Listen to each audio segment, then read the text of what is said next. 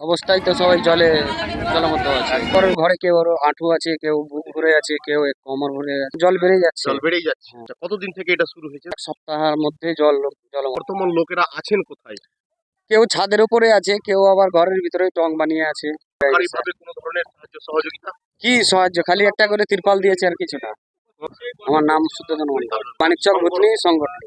বন্যায় কবলিত লক্ষাধিক লোক মালদহ জেলার মানিকচক থানার অন্তর্গত ভুতনি এলাকা। আমরা সেই এলাকার অস্থায়ী একটি ক্যাম্পে এসে উপস্থিত হয়েছি। আপনারা সঙ্গে থাকুন, চলুন আমি ছোট্ট করে একটা ইন্টারভিউ নিয়ে জানার চেষ্টা করব যে তিনারা কি বলতে চাইছেন।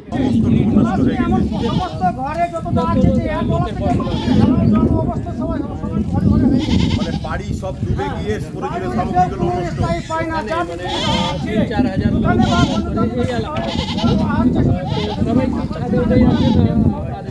না দিনে বিদ্যুৎ থাকছে, না রাত্রে বিদ্যুৎ থাকছে। বর্তমানে তাদের যোগাযোগের জন্য একমাত্র নৌকা এবং ওই যে নৌকাগুলো আপনারা দেখতে পাচ্ছেন, এই সব তাদের যোগাযোগ ব্যবস্থা পুরোপুরি ভাবে এই যে যোগাযোগ ব্যবস্থাটা ভেঙে পড়েছে। আপনারা দেখতে পাচ্ছেন হাজারো হাজার হেক্টর এলাকা জুড়ে যে পাট চাষ করা হয়েছে, সেই পাট চাষ কিন্তু সম্পূর্ণভাবে জলের তলায় তলিয়ে গেছে। একটি মাত্র হাসপাতাল ওই ভুতনি শহরে রয়েছে, সেই হাসপাতালও কিন্তু জলের তলায় তলিয়ে গেছে।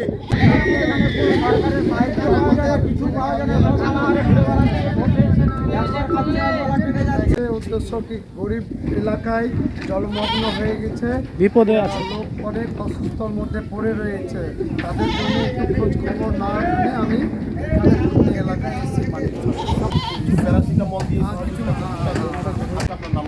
মোহাম্মদ জামিল। আপনার পরিচয়টা বলবেন? আমার পরিচয় হচ্ছে ফার্মেসি, আমার বাড়ি হচ্ছে কালীচক। অসংখ্য ধন্যবাদ। আপনাদের শরীরে সবথেকে কি অসুবিধাগুলো হচ্ছে?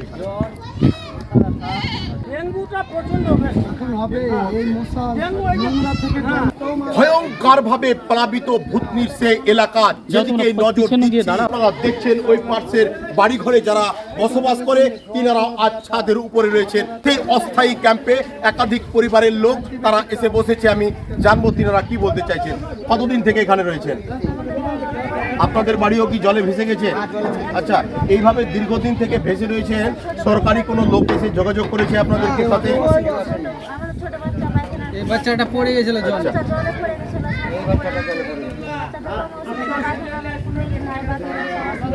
খুবই অসুবিধায় রয়েছেন আপনারা। সরকারি পক্ষ থেকে কোনো পাঠানো হয়েছে এবং পাঠানো হয়েছে, যে কার হাতে আছে এখনো জানি না।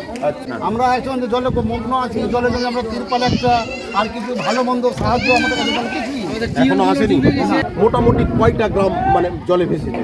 এইখানে মনে করেন মোটামুটি গ্রামে ওই উত্তর চণ্ডীপুর পঞ্চায়েত, হিরানন্দপুর পঞ্চায়েত, দক্ষিণ চণ্ডীপুর পঞ্চায়েত, তিনটা অঞ্চলে ভেসে গেছে।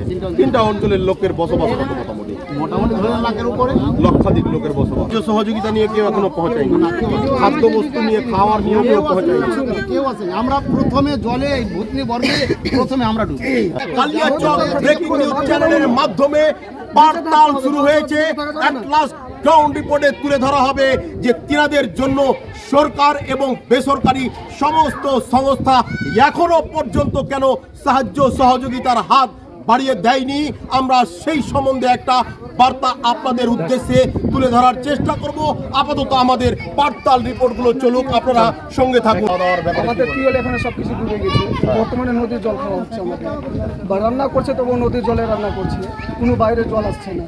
বর্তমানে নদীর জল খাওয়ার জন্য, বেঁচে থাকার জন্য কমসে কম তো জলের দরকার আছে, ওই নদীর জল খেয়ে বেঁচে।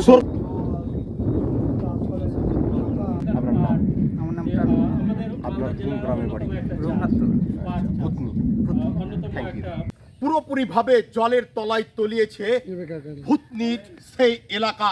লক্ষাধিক লোকের বাসগৃহ তলিয়েছে। হেক্টর হেক্টর এলাকা জুড়ে যে শস্য চাষ করে তারা, সেই শস্য খ্যাত কিন্তু জলের তলায় তলিয়ে পড়েছে। গঙ্গা নদী বাঁধ কেটে জলে জলমগ্ন হয়েছে ভুতনির সেই এলাকা। খাদ্যবস্তু থেকে প্রয়োজনীয় দৈনন্দিন জীবনের যে প্রয়োজনীয় সামগ্রী তারা কিভাবেই বা সাপ্লাই হচ্ছে। ভুতনির যে বাঁধ, সেই বাঁধের সংলগ্ন এলাকায় তারা অস্থায়ীভাবে বাসস্থান বানিয়ে এখন কিন্তু বসবাস করছে। আপনাদেরকে বসবাসের জন্য কিছু সাহায্য সহযোগিতা পাঠানো হয়েছে?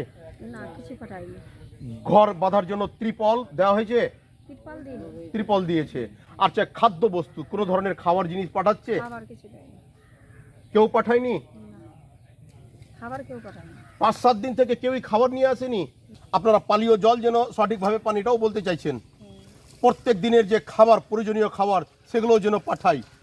বাসস্থানের জন্য যেন আপনাদের কুড়ে ঘর তৈরি করা, অস্থায়ী একটা বসবাসের জন্য আরও যে ত্রিপলের দরকার সেটাও যেন পাঠাই।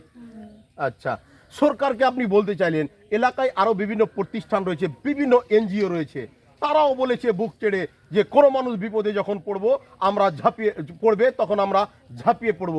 তাদেরকেও আপনি কিছু বলতে চান? যা পরিস্থিতি, যে ভয়ঙ্কর সংকট শোচনীয় অবস্থা, লক্ষাধিক ভূতনিবাসীর আপনারা দেখলেন স্বচক্ষে। আশা করি এই সব বার্তাগুলো সরকারের কাছে, বিভিন্ন ব্যক্তিত্বের কাছে তুলে ধরবেন, আগামীতে যেন তাড়াতাড়ি তাদের কাছে সাহায্য সহযোগিতা এসে পৌঁছায়। এখন বাড়িতে জলের মধ্যেই থাকছি, কোনো রকম করে ব্যবস্থা করে, মানে ঢাকা করে আর ওখানে থাকছি। লাইক শেয়ার ফলো করে সঙ্গে থাকুন এবং পুরো এলাকা পরিদর্শন করুন।